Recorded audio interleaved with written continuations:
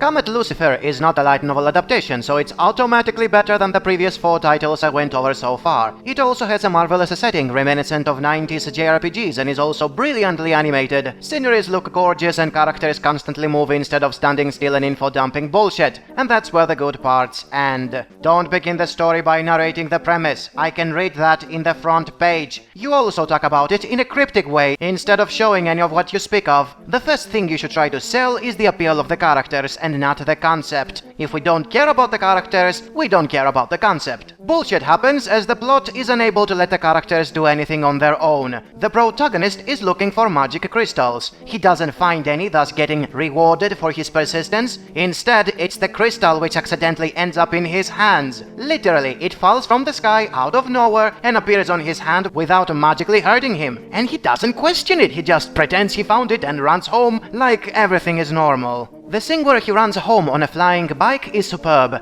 No stupid narration, introduces the setting and the characters in it, how they live, without needing a single word of exposition. Same thing when the bad guys are introduced and mobilize their mecha without having to say more than what is needed. Also, no sight of schools. Yeah! Bullshit happens again as the fucking crystal decides to magically activate and throw the protagonist on a girl that is chased by her family. He didn't choose this, the plot did. They could have simply made him see the girl and have him rushing to save her, thus showing his heroic personality. But no, we couldn't let him have free will or personality. Let's just use him for plot convenience. The girl ran away from home because she doesn't want to be married to the guy her parents chose. Finally, some initiative. Unfortunately, there is no build-up to it, since we are info-dumped about a situation during an action scene instead of being shown during calm times. And I still have no idea whom she is. Also, what a cheesy premise. Come on, arranged marriage? That's on the bottom of the barrel when it comes to excuses for drama and victimizing. At least the chase scene is amazing. It reminded me of Laputa. If only the script was as good. The two of them eventually fall in a deep cave and spend some time in bonding with each other. This was a great opportunity to open up and mention what they want to do with their lives. Which they don't. The scene is wasted on building romantic tension. Which means nothing because the script didn't bother to make us know who they are or give a shit about the whole situation. What makes things worse is the plot that again forces events to happen without their knowledge or choice. The cave conveniently has something magical in it, and the crystal activates on its own once again. A girl pops out from inside because why not? We have no control over what is going on. By the way, this is totally Laputa.